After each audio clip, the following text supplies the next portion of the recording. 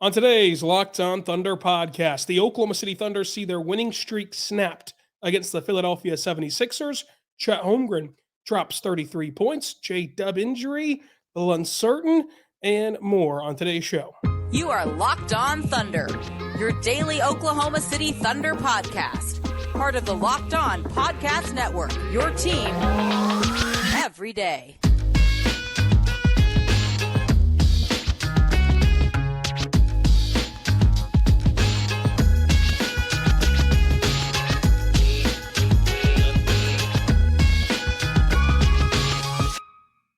Let's get it going on the Locked On Thunder podcast, on the Locked On Podcast Network, your team every day.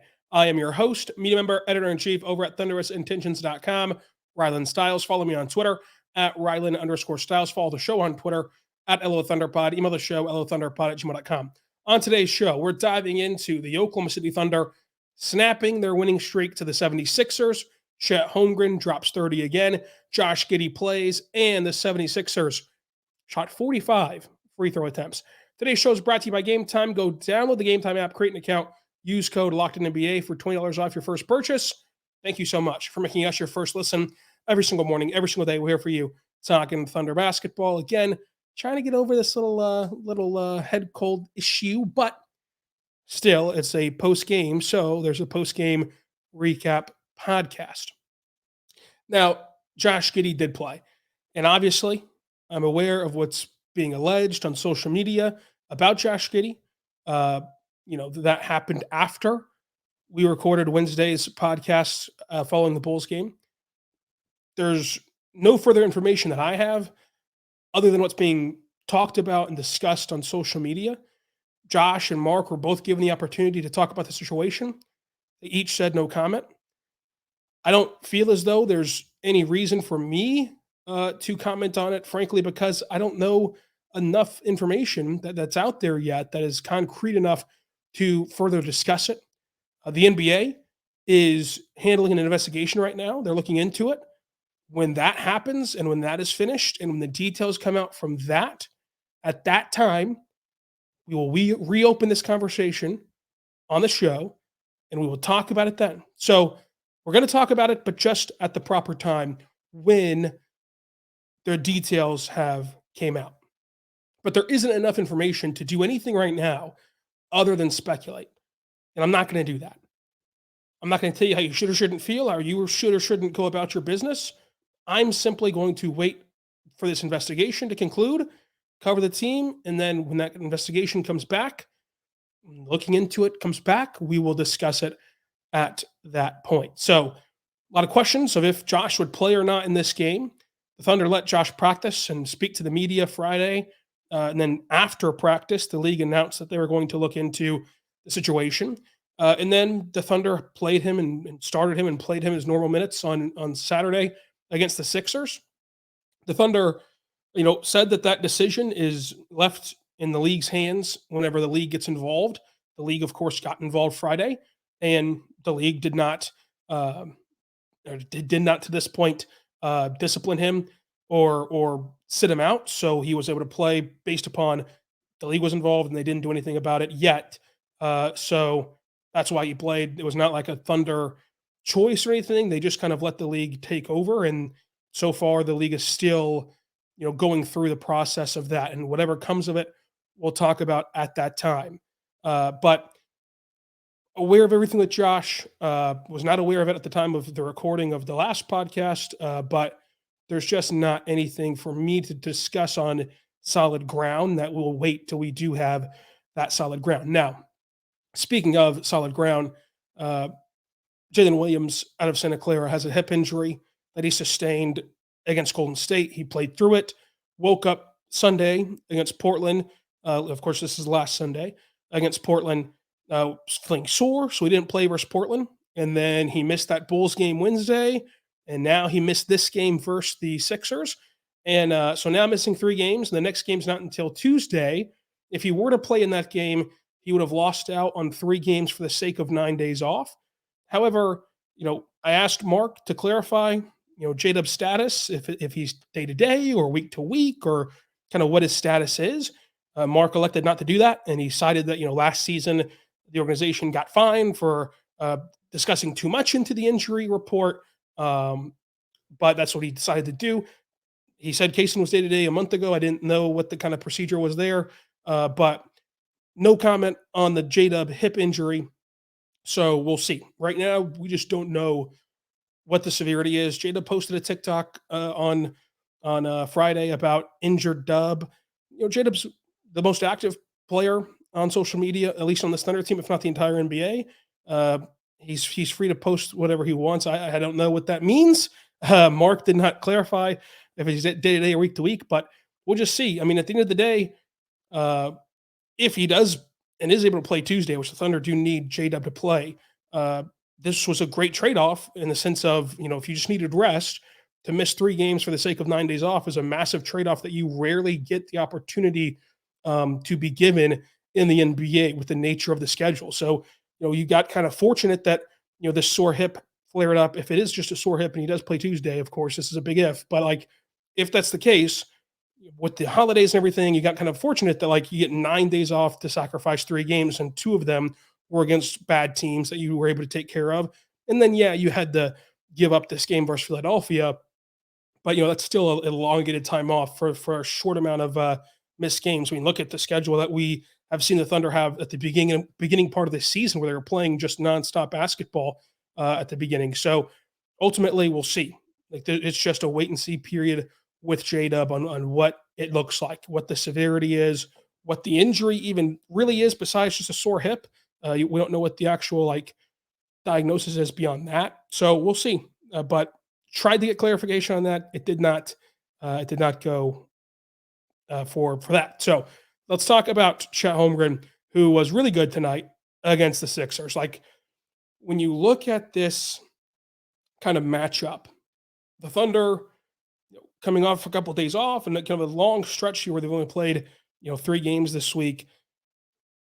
You enter a home evening, afternoon game, kind of weird tip time just in general for a 4 p.m. tip. It's really rare that you see that, especially in Central Time. It's usually 2:30 or 7, but 4 tip was kind of weird. But first chance for Chet versus Joel Embiid.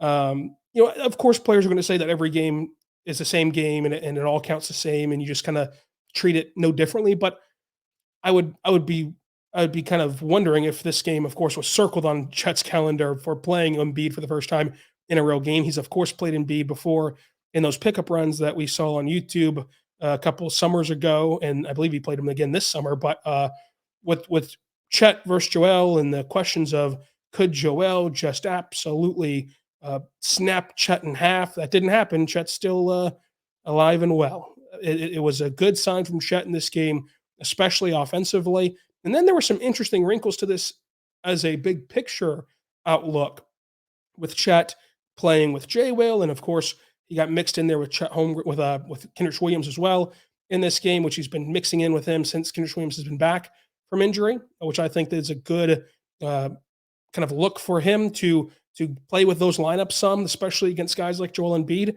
But that third quarter just showed you the star power that Chet Holmgren has. 12 points in that third quarter. Most of them came at the beginning of the third frame where he was just on fire. He had 5 threes in this one, 6 rebounds. That step-in 3 versus Joel Embiid at the end of the game was electric and just shows the kind of player and plays he can make. And sometimes those plays go your way. Like you saw that against Golden State where that turnaround 3 went your way to go to overtime. You win the game in overtime. Sometimes you're going to hit that step-in 3 against Joel Embiid, and they're going to miss their free throws in Philadelphia, and you'll have a chance to capitalize on the advancement and take the lead and kind of go from there. So it was great to see him hit that kind of difficult shot. 5 for 11 from 3 overall. The pick and pop really worked for him. He was still able to expand his game as a rolling lob threat, where he's able to go up and control the lob with one hand and flush it down. He had that great cut through the lane where he kind of soared to the rim, dunked it down Statue of Liberty style. And the versatility of how he can score is like a pick and pop guy, a catch and shoot guy, stationary, a dribble in, step into a 3 guy. And you saw him when he got switched on to Therese Maxey. He's able to just face up on Maxey, walk him to the nail, and just shoot right over him. Like it wasn't as though he backed him down or did anything special other than just walk the ball to his spot versus a very smaller player and just rise up and shoot a very easy mid-range jumper because it's easy because he's, of course, that's such a height difference. Like Maxey did nothing wrong and did contest the best he could, but you can just get to your spots versus those guys whenever you're a 7-foot skill player like Chet Holmgren is. Now, the offensive stuff, we've seen that come along the last few games. What was different this game was some of the defensive stuff and kind of who he was playing with and what the lineups were looking like. And this game overall was different for Chet and for the Thunder. We'll talk about that coming up. But first, I want to tell you right now, better good friends over at Gametime. Folks, Gametime is great. Go there right now. Use code LOCKEDONNBA for $20 off your first purchase. What Gametime does is it allows you to get the best seats at the lowest prices, fast, last-minute tickets, lowest prices guaranteed. So you can go there right now, and you're never going to have to worry about, if there's going to be an option for you. So what I like to, use as an example here is just like the Thunder in general. If you live in downtown Oklahoma City, they play 41 times. You probably can't make it to all 41 games, with life and family and everything else. So each game day, you kind of think to yourself throughout the day, can I make it to this one? Can I make it to this one? You can push that decision on down the wire and go ahead and make it at the right call for you and get the lowest prices guaranteed on these flash deals, on the zone deals, last minute ticket deals. They have it all for you over there at Gametime. You get a view from your seat. They also can allow you to kind of see what your seat looks like, if it's a good kind of angle for you, what you prefer with your seats. And they also help you out on like what the value of the deal is in general. You can use them for sports like the NBA, but you can also use them for theater, movies, concerts, all that fun stuff, comedy shows, everything that you need a ticket to, you can get at Gametime. Go there right now. Gametime. Use the code LOCKEDONNBA for $20 off your first purchase. Terms and conditions apply. Make sure that you create your account. Redeem the code LOCKEDONNBA, LOCKEDONNBA, for $20 off your first purchase. That's $20 off your first purchase. Go there right now. Download the Gametime app and make sure you go there because you get the lowest prices guaranteed. We're back on the Locked On Thunder podcast, on the Locked On Podcast Network, your team every day. Thank you so much for making us your first listen every single morning, every single day. We're here for you talking Thunder basketball. So this game was different for the Thunder, and it was different for Chet especially. We've seen his variety and array of scoring that he's been able to have as a pick and pop weapon, as a pick and roll guy in the dunker spot on cuts. He's been able to have catch and shoot threes, movement threes, curling around screens, being the screener. He's able to do a lot of things offensively. In transition, especially, he's really good as a trailer. Like, we've seen the ways he can score offensively, and that continues to get better and better as the season progresses. But defensively, there's also things to learn about him. And so this was a different game from who you're playing, right? You're playing, one of the most physical bigs in the NBA in Joel Embiid. You're playing a Sixers team that kind of grinds it out because they get to the free throw line so much, like the whole herky-jerky start-stop of the nature of just going to the line 45 times. Like that plays a part in kind of changing the tempo, changing the pacing, changing the style of the game. And then when you look at this too with Chet, you're playing a team who is kind of perfectly designed to beat your kind of whole scheme here of collapsing hard in the paint and helping in the paint and then spraying out to recover and contest the threes. There's not a ton of guys in Philadelphia who you would prefer shooting open threes, so that hurts you. And then also, when you do collapse hard and try to play aggressive and try to play a size up with your wings and with your guards, the refs actually do call fouls whenever Joel Embiid is down there. So like Embiid is going to get the benefit of the whistle, that superstar whistle, even if like you look at it and go, I mean, how did X guard really make Embiid flail like that? Like, okay, we get it. They're going to get calls, but it does present a different challenge for this scheme and for this team and the identity that they like to play with. So the Thunder tried new things. They tried J-Will next to Chet. And of course, they had tried Kenrich in this game, and they had tried him in other games as well, like against Victor Wembanyama, for example, where Kenrich took on Victor and Chet was more so floating around. But this game is as though they kind of used J-Will and Kenrich as like shock absorbers to the bigger body in Joel and to the bigger bodies that Philadelphia has, and allowed Chet to kind of that play. I don't know if you want to call it freer, but like he's playing more in the corner and was able to kind of rover around. They tried this in summer league, and if you remember, it didn't look that well in summer league.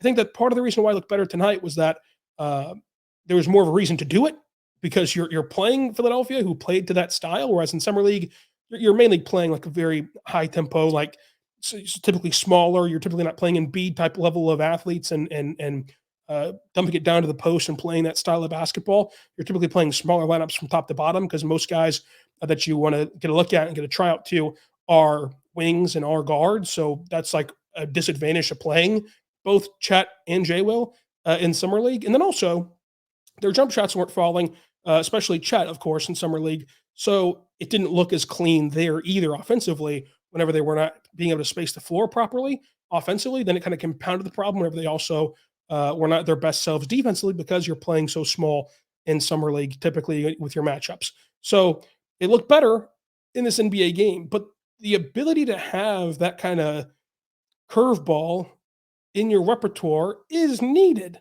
Now, I wouldn't go too far with that. I don't think that the Thunder should be playing another big next to Chet for 48 minutes or even start another big next to Chet.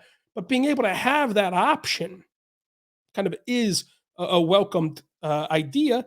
And J. Will and Chet were able to work together and were able to have some crucial stops against the Sixers. But again, it felt like J. Will was kind of used to kind of absorb some of the punishment from Joel Embiid. And you saw plays where like J. Will got the charge, but if he didn't get the charge, Chet literally got blocks on Embiid. So did Shai, by the way, on Embiid.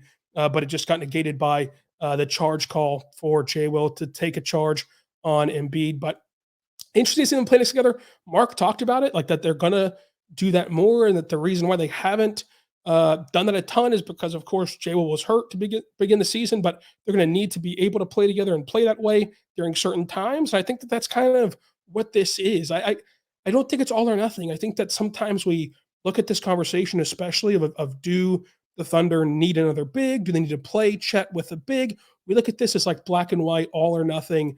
It's either 100% of the time you do this or 100% of the time you do that. You need to have the options to sometimes you are going to need an extra big in there. Sometimes you're going to need to let Chet play the five, as we've seen all season long, how good that can look, even against other big teams. But Joel Embiid, obviously, much different player, much different skill set and pain to deal with as a weapon for the Sixers. J. Will looked really good. The charges look good, but also just him as an overall offensive hub, operating at the elbow, operating at the top of the key, just as a playmaker. He set guys up, especially Chet, because Chet's like who got all of his assists. But he set guys up, and even when he wasn't getting assists, he got the ball connected and got the ball moving in the right direction whenever the offense at times went stagnant for the Thunder. J. Will was really good shooting the ball today, which is going to come and go. Like he knocked down a couple big threes that the Thunder needed from him. He went 2 for 5 from three. One was a pass fake three, which really opened things up for him later on. He also had that jelly layup in the lane, which was fun. He always pulls out these acrobatic layups against Philadelphia. Maybe the Thunder should just try to petition the league to play Philadelphia more if it's going to make J. Will play like this. But it's interesting how that dynamic came together this game and what we're going to see moving forward, because like you're going to get tested on this again on Tuesday. Your very next game after putting this on film is going to be Tuesday versus Minnesota, who have, of course, Rudy and Cat. I would be stunned if we don't see J. Will and Chet play together again in Minnesota. I think that could be beneficial for the Thunder to try that in Minnesota again and see what that's like, and maybe a larger sample size, maybe a different matchup, and just kind of see the pictures there. But going back to the Chet conversation against Embiid, he cannot stop Embiid, especially whenever he's the only big on the floor. Nobody can. The thing with Chet that you like is he's got some shot blocking to him. Obviously, he's a very, very, very good shot blocker. But you like the fact that while nobody can stop Embiid, nobody can slow down the league MVP. Nobody is this like Embiid guy. I mean, Horford does a really good job. Like nobody like is going to stop him on a night-to-night 82-game season. We're not talking playoffs right now.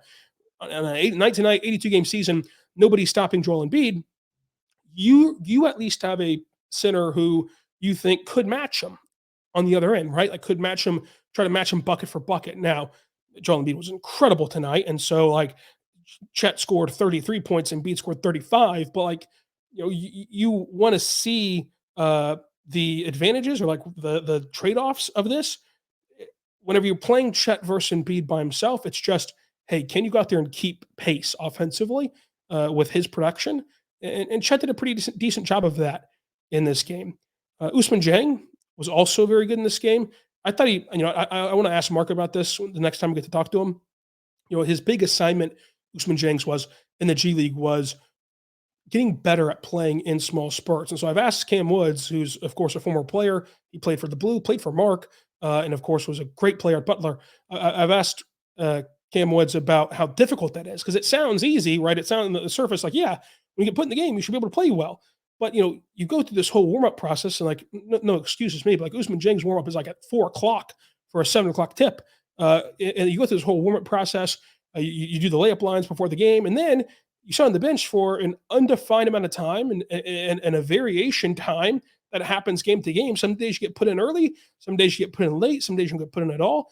So it's hard to keep your body and keep yourself ready to go. And so Cam Woods explained it's a really difficult task in basketball is to stay ready and to stay and not having to use your first few minutes to get acclimated to playing basketball. Instead, using your first few minutes to just playing good basketball.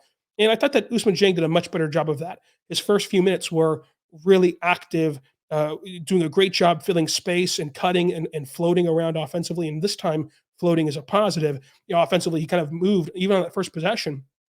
He goes from the corner to the dunker spot, to the other dunker spot, up top to the nail, over to the corner, all off ball. He gets the ball in the corner, and people were kind of clamoring for him to shoot that ball just from watching all of his warm-ups like that. That wasn't a great catch base for him, the way that he likes to shoot, in my opinion. So he was able to fire it off quickly and be very decisive to the top of the key with J-Will, who's a very excellent passer. J-Will fires it down. It's an easy dunk for OKC. And so instead of rushing into a three or just being robotic of like, oh, I've got to pass in the corner, I've got to shoot, he's able to realize, hey, yeah, I'm in the corner. Yeah, I'm kind of open, but like this is not going to be good for the outcome. So he keeps it moving, and the Thunder are able to capitalize on it. So like he had much better decisions and quicker decisions and much better off-ball activity going around the world and finding the soft spots in the defense. And some of the stuff he did as a passer isn't going to show up in the stat sheet necessarily, but it's the quick extra passes that don't end possessions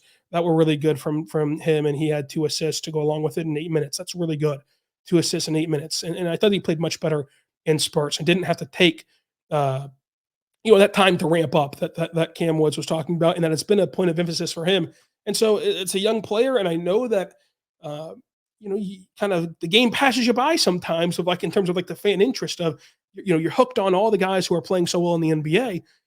Ousmane Dieng is still a very talented player, still a lottery pick, and is still developing, and at least he's heading still in the right direction for now. But I'm curious to see what Mark would say about Ousmane Dieng's game the next time we talk to him, either tomorrow at practice or Monday at practice, whenever they practice again. But coming up, let's talk SGA. Let's talk the Thunder's game as a whole and more. But first, I want to say right now, my good friends over at FanDuel. Folks, you can go to FanDuel.com right now /lockedon, and anytime that you win if when you go there, at any time, you can go and make your first account, make your brand new account, and when you do, your first bet, that is a $5 moneyline bet. If you win it, you get $150 in bonus bets for winning that $5 moneyline bet to new customers. So go to FanDuel.com /lockedon and go there right now, because you're going to want that new customer $5 moneyline bet to hit and get you the $150 in bonus bets. A moneyline bet is just who you think will win. So if you go to FanDuel and you can go find, the largest favorite on the board, you can just bet their money line, and as long as they hold true to the projections and they win, boom, you've won the bonus money for being a first-time customer at FanDuel. I love FanDuel right now because with FanDuel, everything's in action. You have the NFL, you have college football, you have college basketball, NBA, NHL. You can bet on all that fun stuff, and the money lines for all those sports will work for this. So go there right now to go to FanDuel.com /lockedon, FanDuel.com /lockedon to get started. for new customers, that $5 moneyline bet. We're back on the Lockdown Thunder podcast, on the Lockdown Podcast Network, your team every day. Thank you so much for making us your first listen every single morning, every single day. We're here for you talking Thunder basketball. You know, SGA, who's good tonight, like there's not many nuanced things to say about SGA's game other than, you know, I find it interesting that Joel Embiid was able to shoot 21 free throws, plus 11 to Shai's 10. Shai did go 10 for 10 at the free throw line, and 10 is a good number. Like you know, comparison's a thief of joy. 10's a really good number, especially based upon what the league had been doing to SGA previously. But I just think that, like, when it all comes out in the wash, you'd much prefer, like, if you're going to call some of that ticky-tack stuff on the Thunder on a big man like Joel Embiid, you got to call some of the hard contact on SGA on the other end. I think there were some consistencies with the whistle, but ultimately the Thunder just had a lot of dry spells that kind of cost them. They had too many dry spells. I think that Jada being out was a massive hit to them. If Jay was, you know, in this game, I think it's totally different. But that's life in the NBA. You're going to be missing guys sometimes. But J-Dub could have really helped carry the load, especially whenever, you know, he had no Shai minutes, no stretches where there's no Shai, no Chet, and you know, you guys were looking for better offense from the Thunder. But the flat out line is the Sixers are a really good team, and they play a style that is just not conducive for the Thunder to win. You have 45 free throws from the Sixers. You have the fact that the Sixers again are really good at spraying the ball out of the post from Embiid and knocking down shots, especially with Tyrese Maxey. The Thunder tried everything. I mean, they tried Bertans minutes. There was no stationary shooter to put Bertans on, so this was a really risky matchup to play him in. It was kind of just at that point where, like, you might as well try something. And the Sixers did a good job of, like, putting him into actions early on and really exploiting him. But ultimately, when the Thunder were able to put out SGA, Joe, J-Will, and Chet next to him, he was able to kind of play in this zone trap concept where they were able to hide him a little bit more. But Bertans just the minutes were harder on him than they usually are, because usually, as we've documented in this podcast, like, he's playing against stationary shooters who are just going to sit there like Joe Harris in the corner and not move whenever he was playing for the Pistons. Like, you know, you had Yang was like that. Strus was like that. You had players who would just kind of sit there and not bring him into the action. Well, the Sixers run so many pick and rolls and they run so many concepts. Like, when you put him on Robert Covington, he's going to bring you to the ball and he's going to exploit you in that way. And that happened multiple times on Bertans. So it's just, that's like the only downside to Bertans, is that he's trying hard defensively. He's giving his best effort.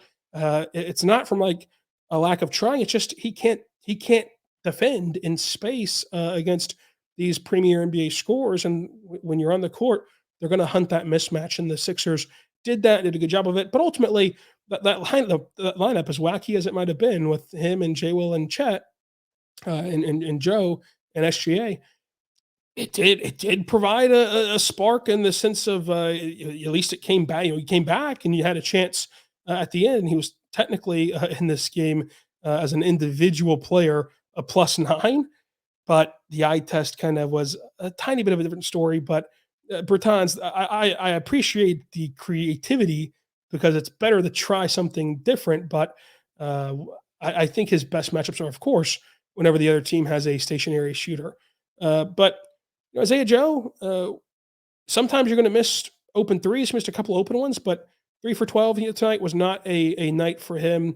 25% from three is not a night for him that is standard, or that is up to his expectation. But it's tough that it happened against his former team. I'm sure he would have liked to have one of those hot nights against the Sixers, but that's just shooting. Like, sometimes you're hot, sometimes you're not. And the Thunder were out rebounded 49-38.